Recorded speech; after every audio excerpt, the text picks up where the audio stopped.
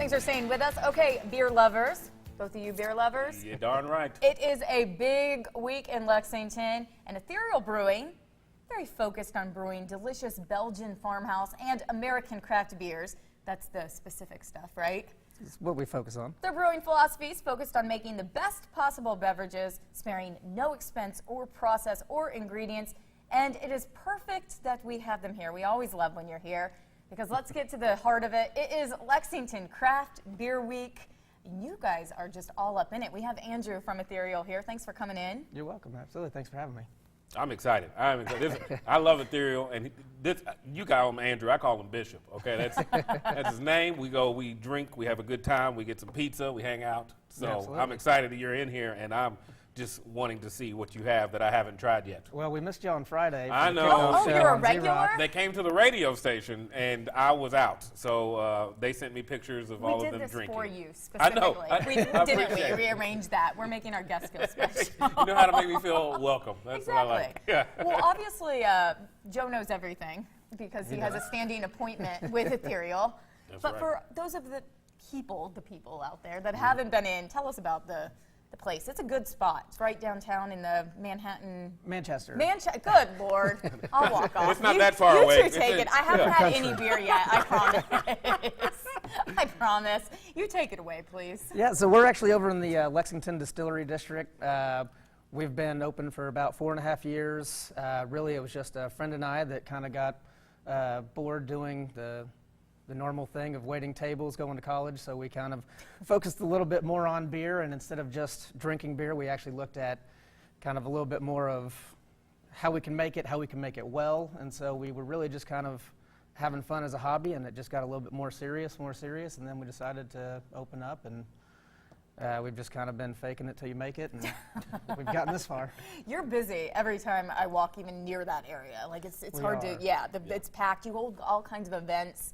Craft beer in Lexington itself has just grown. Yeah, it's been amazing. Yes. Here's what I love about our craft beer scene here, because I travel all over the country and drink craft beer all over the country. You're the expert. But what I love about our scene is they're very supportive of each other, one another, and they all bring something different to the table. So what's going on at one is not going on at the other. And so tell people, what makes Ethereal so special? What is your all's focus that's different than a lot of the other places?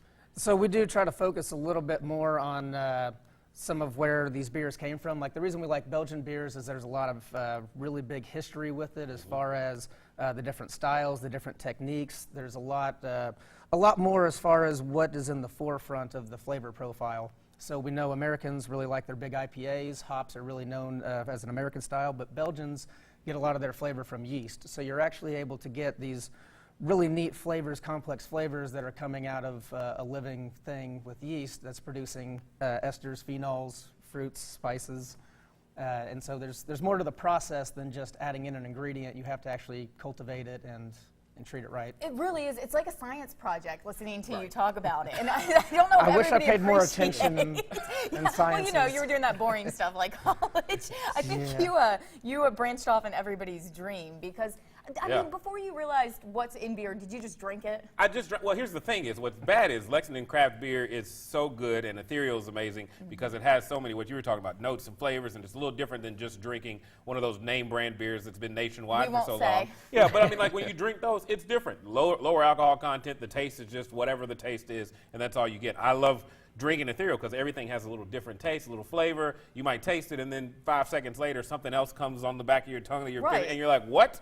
What is this? Where did this come from? It's like notes of coriander or whatever you guys put in your beer. I don't know what it is, but it's delicious. Is there coriander in your beer? And the white ale, absolutely. Look at this. He really is the expert. Well, what did you bring for us today? There's one you haven't tried, right? The cloud candy. Cloud candy, I just which like the sounds name. delicious. It to be sounds honest. like floating around. It does. It sounds like a light, but I guess it's like, what is this, a hazy IPA? It is, and kind of what we were going for. He does Impressive. frequent. So we were going for, the reason we called it cloud candy is we were going for something a little bit softer on the palate. IPAs are known to be kind of big, bitter.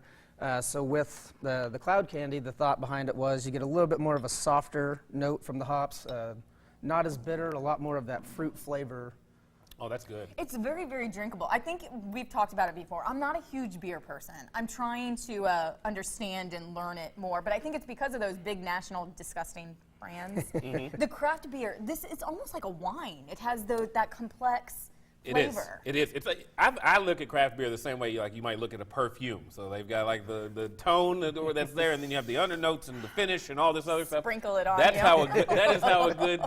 If I smell like beer, then I'm not going to be that upset. We're going to baptize him with beer. It's just a little cologne for the day. I take communion with this. It's got yeast in it, so that's the body, and then you got the alcohol. It's good. So, but I love it because it's all a little bit different. And this has what is it? It's got citrus in there. Really. Amarillo. So Amarillo. Amarillo hops. Not like so the Amarillo hops are going to produce a flavor that's going to give it kind of that nice fruitiness, maybe a little bit of a lemon zest to it. It's really good. So this is an Amarillo sour.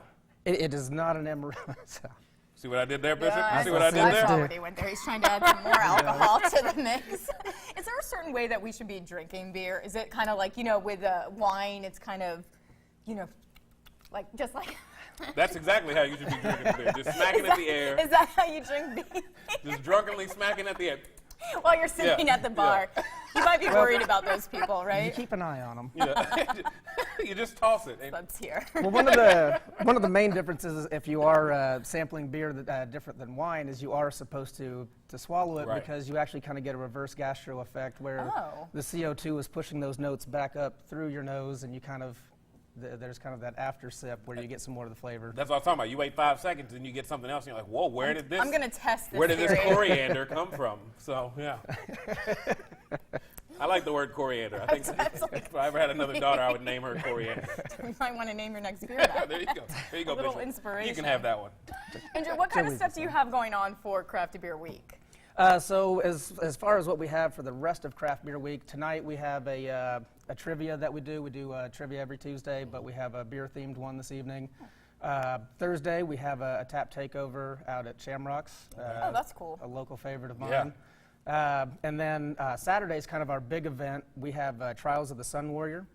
So some people that came out last year, we had Trials of Yamamoto. Wait, what can explain Trials what this is? That We both sounds like, looked at each other. Sounds like Kentucky Highlander. Well, this sounds like some kind of sacrifice. There can be only one.